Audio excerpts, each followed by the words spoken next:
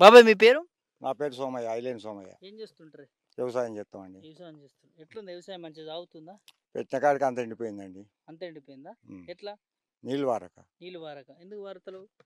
నీళ్ళు కినాల కాలువలు రాక, బోర్లు పోయక. ఆ. కాలువలు వస్తేనే మాకు బోర్లు పోస్తాయి, ఉమ్. లేకపోతే పోయాయి. లేకపోతే పోయావు. ఉమ్. ఇప్పుడు అంతా పచ్చగానే ఉన్నట్టుంది కానీ ఒక్కసారి అది తీ, ఒకసారి పచ్చగానే ఉందా లేకపోతే ఇప్పుడే నీళ్ళు రాక ఎండిపోతుందా? నీళ్ళు రాకనే పోతుంది, ఆ. పచ్చ కాదండి ఇది. ఉమ్. ఈ 3 రోజులకు ఒక్క పూట తిన్నట్టు వర్షాలు వేసినా కానీ ఆగుతలేదు, పోతుంది. ఆ. ఇప్పుడు ఇది నీళ్ళు పెట్టినా కూడా వేస్ట్ దీనికి? దీనికి వేస్తే దానికి రోజులు గడిచిన తర్వాత గంతే కదండి. ఆ. రోజులు గడిచినాక అయిపోయినట్టే. ఉమ్. అంటే ఇప్పుడు నీళ్ళు పెట్టినా కూడా దండగా దీనికి నీళ్ళు.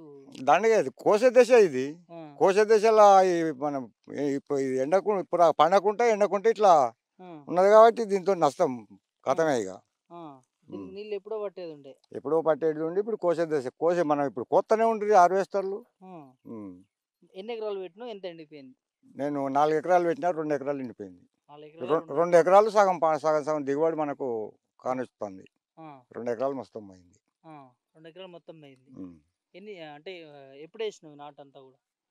అది ఆ కార్తీ మనం నారు పోసేది ఇది విశాఖ కార్తీ 5 రోజులు ఉన్నాగానే పోసినాం, ముంజాతల్ని ముందుగానే పోసినాం. బోర్ అనేది బాయా కాలువల నుంచి వస్తాయి నీళ్ళు? ఎట్లా? బోర్లే. బోర్లే అంటే బోర్లు ఎండిపోతున్నాయా? కాలువకి కినాల కాలువ నీళ్ళు వస్తేనే బోర్లు, బోర్లు లేకపోతే పోయాయి. పోయావు. నీళ్ళు వస్తలేవు ఇక్కడ. రాలి చేయడం అంత ఎద్దడు ఎప్పుడు కూడా జరగలే. ఎప్పుడు జరగలే? గతంలో కూడా ఎప్పుడు 10 ఏళ్ళు? 10 ఏళ్ళ నుంచి అయితే జరగలే. జరగలేదు. మరి ఇప్పుడు ఎందుకు జరుగుతుంది? ఎందుకు జరుగుతుంది అంటే అడిగితే కినాలు అక్కడ నీళ్ళు లేవు, లేకపోతే మిషన్లు చెడిపోయినాయి అని ఇది ఒకటి అదొకటి చెప్పడం. ఇప్పుడు 6 కాలం కష్టం పండించిన పంట ఇప్పుడు చేతికి వచ్చే టైంలో ఇట్లా అయిపోయింది, బాధ అనిపిస్తుంది కదా? మనకి బాధపడితే మనం ఏం చేసేది ఉన్నది? ఏం చేసినా ఏం కాని పని. ప్రభుత్వం యాక్షన్ తీసుకున్నప్పుడే మన బతుకులు, లేకపోతే సచ్చులు, అంతే. సచ్చుడు గారికి వచ్చిన పరిస్థితి ఇంకేముంటది? పెట్టుబడి పెట్టినోడు దుకాణాలలో తెచ్చుకుంటుంది, ఇప్పుడు ఇది ఇవ్వకపోతే మళ్ళీ ఇస్తాడా? వాడు మళ్ళీ ఏడు మేము బండి ఇవ్వం. ఇప్పుడు ఇస్తాను మళ్ళీ పెట్టుబడికి మళ్ళీ పైసలు ఇస్తాను. బదలే కదా, బదులు ఇచ్చినాక బదులు లేకపోతే మళ్ళీ ఇస్తాడా? ఇయ్యాడు. ఏం చెప్తాం? ఎంత నష్టం ఇవ్వాలి? ఎకరానికి ఒక 25,000 30,000 ఇప్పటికే నష్టం జరిగినట్టే. దున్నితేనే ఒక ఎకరానికి 7,000 తీసుకుంటారు, దున్నితేనే ట్రాక్టర్. ఇంకా వీటికి మందులకి ఇత్తనాలకి వాటికి విత్తనాలకు 10 కిలోల బ్యాగులు, బ్యాగ్ 1000 రూపాయలనేనా? ఆ 10 కిలోలు అది 10 గుంటలే వస్తాండే, ఎకరానికి 4 బ్యాగులు చల్లవలసిందేనా అది. 2 ఎకరాలు ఇదంతా నీదే పొలం ఎండిపోయింది. మరి మీ ఎమ్మెల్యేని కనుక ఇట్లా నష్టపరిహారం కట్టిస్తారా మేడం అని అడిగినవా? మా ఎమ్మెల్యే గారి దగ్గరికే పోలే, మా వాళ్ళ లీడర్ల వాళ్ళ వీళ్ళు అడిగితే ఇక అంతే, ఈవెన్ గెలిపించుడే తప్పు అనే కాడికి వచ్చింది. తప్పన్న కాడికి వచ్చిందా? ఎన్నికలప్పుడు వచ్చి ఓట్లు అడిగిరు కానీ అప్పుడు అడిగిండ్రు, ఈ మా పార్టీ ఎలా పెడుతుందో అని వేసిండ్రు, వేస్తే గింతే అయింది. అంతేనా? వేసి పొరపాటు అయిందా? పొరపాటు అయినట్టే కదా. వస్తలేదా మీ సమస్యలు? ఇప్పుడు రైతులకు ఇంతగానం నీళ్లు రావట్లేదు, ధర్నాలు చేస్తున్నారని చెప్పి. ఈ గెలిచిన కంచెలు ఒక్కనాడు కూడా రాలేదు. ఇవాళ వస్తుందట, ఇవాళ వచ్చాట ఏమో చేస్తుందట, బియ్యం ఇస్తుందట. మరి దొడ్డు బియ్యాన్ని సన్న బియ్యం వేసేసి ఇస్తుందో మరి ఎట్లా చెప్తుందో. అంతేనా? ఎందుకే మీ ఎమ్మెల్యే గురించి అట్లా మాట్లాడుతారు? అట్లా మాట్లాడతాను, పని చేయనప్పుడు ఏం చేస్తారండి?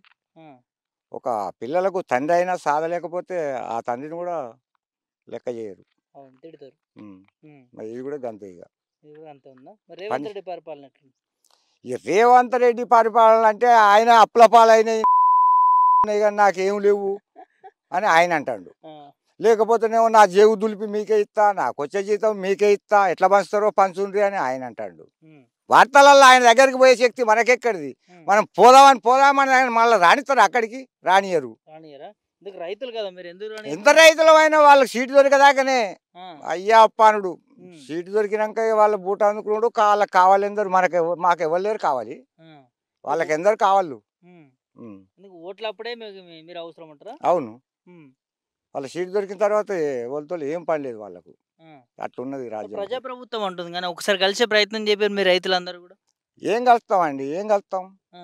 మాకు ఎప్పటిదాకా ఎక్కడిదక్కడ పోతూనే ఉండే, మా గుంపు ఎప్పుడు అవుతాం, మా గుంపు కావు, వాళ్ళు చేయరు. మరి ఇన్ని రోజులు ఎండిపోయిన పంటలు, ఇన్ని రోజులు నీళ్ళు వచ్చేటటువంటి పరిస్థితి, అట్లాంటిది నీళ్ళు రావట్లేవు, పంటలు ఎండిపోతా ఉన్నాయి. ఇక మాది మేమే పార్టీలలో ఊరుకు ఊరు అన్నప్పుడు అందరూ ఒక పార్టీ అయితే ఉండరు, మాది మేమే. మా ఎమ్మెల్యే ఉన్నప్పుడు ఎట్లుండే, మీ ఎమ్మెల్యే ఉన్నప్పుడు ఎట్లున్నది, మేము ఆడిదాకనైతే పోయి అనలేం కదా. అంతేనా? ఉమ్. ఇక్కడ పార్టీల చర్చ నడుస్తుంది. ఇక ఏమన్నంటే గ్రామాలలో ఏ గ్రామంలో ఆ గ్రామంలో మేము వెళ్ళినప్పుడు గిట్లా ఎండిపోయినాయా పండలేదా, మేము వెళ్ళినప్పుడు గిదేంది అంటే ఆడ నీళ్ళు ఎవరో దేవుడా అని మేము ఒత్తుకుంటున్నాం. అంటే ఇప్పుడు ఎమ్మెల్యే వెళ్ళాం. అధికారులను అడిగితే ఏమంటారు మరి? మన ధర్నా కూడా చేసినట్టుగా నీళ్ళ కోసం. అధికారులను అడిగితే మిషన్లు చెడిపోయినాయని ఓసారి అంటారు, వాటర్ అంతా లేవని ఓసారి అంటారు, అక్కడ గంగల్ని నీటి ఎద్దడైందని ఓసారి అంటారు. అంటే తాపకో మాట మాట్లాడుతారు. తాపకో మాట మాట్లాడతారు. ఇట్లా రైతులకు ఎండాకాలం వచ్చేది కరువు ఇబ్బంది అవుతుందని మరి పట్టించుకోవట్లేరా? ఇక్కడ పట్టించుకుంటానండి. ఓడిపోయిన ఎమ్మెల్యే అసలు వచ్చి ఎండిపోయిన భూములను చూసిపోయింది, కానీ గెలిచిన ఆయనతో కూడా వచ్చుడు అంతేనా? గెలిచిన పట్టకలేరా? వచ్చుడే లేదు ఇది వరకు. ఓడిపోయిన వాళ్ళు అయితే వస్తారు. ఓడిపోయిన ఆయన 2 మాటలు వచ్చిండు. మరి ఎందుకు గెలిచినాక అట్లా ఓడిపోతే ఎట్లా అయింది? అది జనానికే ఒకసారి అనేది అర్థాలు ఉంటాయి. ముళ్ళు ఇరిగితేనే చెప్పులు కొనుక్కుంటాం, ముళ్ళు ఇరగకపోతే చెప్పులు ఎక్కడ కొనుక్కుంటాం అట్లా. నువ్వు మంచి సాత్రాలు వేస్తున్నావు. చెప్పాలి, గత 10 సంవత్సరాలు ఎట్లుంది? గతంలో కేసీఆర్ బీఆర్ఎస్ పార్టీ రాకముందు తెలంగాణ ఉమ్మడి కాంగ్రెస్ ఉన్నప్పుడు ఎట్లుంది? మాకు 9 సంవత్సరాలు పాలన చేసి పోయిన ఎమ్మెల్యే, ఏ కొరత రాలేదు. ఈ సంవత్సరంన్నర కూడా కాలేదు, ఈ కొరత జరిగింది. ఈ కొరత బాగుపడాలంటే రైతు 1 సంవత్సరం చెడిగిపోతే 5 సంవత్సరాల వరకు కూడా బాగుపడడు. పెట్టుబడి ఇచ్చినోడు నమ్మడు, దీనికి సరైన పెట్టుబడి చాలది. ఇవ్వకపోతే నమ్మడు కదా పెట్టుబడి ఇచ్చిండు సెటు, దీనికి ఆ పెట్టుబడి అందది, మళ్ళా సెట్ కాడు. ఇక లోపలికే పోయే పరిస్థితి. ఎడ్లు కానీ చెదలు పట్టే కాడికి వస్తుంది. చెదలు పట్టే కాడికి అట్లయితే మరి వ్యవసాయం పరిస్థితి ఏంది మరి?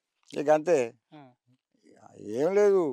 ఈ ఉన్న కాడికి తినాలి, పుట్టమందం పండించుకోవాలి, బతకాలి అంతే. ఈ పుట్లు పండించి మందిని బతికిచ్చిన దానికన్నా మనమందం అన్న పండించుకోవాలి. రైతన్న మీ మందం అని అంటే ప్రభుత్వానికి అవగాహన అనేది వస్తుంది. ఇక ఇప్పుడు ఈ బియ్యం గింత దిగుబడి వచ్చేది ఎక్కడ దాకా పోయింది, ఎందుకు లోటు జరుగుతుంది అనేది వాళ్ళు అప్పుడన్నా తెలుసుకుంటారు. ఇక ఇప్పుడు మీరు రైతులు పండించకపోతే బియ్యానికి రేట్ ఎక్కువైపోతే ప్రజలు కొనుక్కోలేని పరిస్థితి, అప్పుడు ఎట్లనే మరి? ఇప్పుడు ఇంతో అంతో పన్నోళ్ళం అన్న కొద్దిగా మాకు పెద్ద కష్టం నష్టం అనిపించేది. ఇక వాళ్ళకు అనిపించినప్పుడు అందరూ ఒకరాయి పట్టినప్పుడే ఆ కత్తి తెగుతుంది. అంతేనా? అప్పుడు రైతుకు న్యాయం జరుగుతుందా? జరుగుతుందా జరగదా అనేది మనం ఏం చెప్పలేము. జరుగుతుందా జరగదా అనేది మనం ఏం చెప్పలేము, మన చేతులు ఏం లేదు. ఇక రాజ్యం ఏంటుంది పాలన, వాళ్ళు ఏం చెప్పినా ఇవాళ అవయ్య కన్నా పెద్దోళ్ళు అయిన ప్రభుత్వం. ఇవాళ ఏమంటారు, ఇక ముసలోళ్ళు మన అయ్యలు అవ్వలు నెలకు పింఛన్ ఇస్తా అంటే ఈ కొడుకులు నా కొడుకులు కాదు, ఆ బిడ్డలు నా బిడ్డలు కాదు, వాడే నా అయ్య అంటాడు. మా అయ్య నాకు నెలకు 4,000 ఇస్తాడు అని అంటాడు. 4,000 ఎక్కడ? 2,000. ఈ వికలాంగులు కొత్తలు వాళ్ళకి 4,000 వస్తాండి, వీళ్ళకి 2,000 వస్తాండి. ఎట్లుంది ఓవరాల్ కాంగ్రెస్ ప్రభుత్వం వచ్చిన కాంచి? ఇక ఇట్లే ఉన్నది, పారేసి దేవులు ఆడుకున్నట్టు ఉన్నది.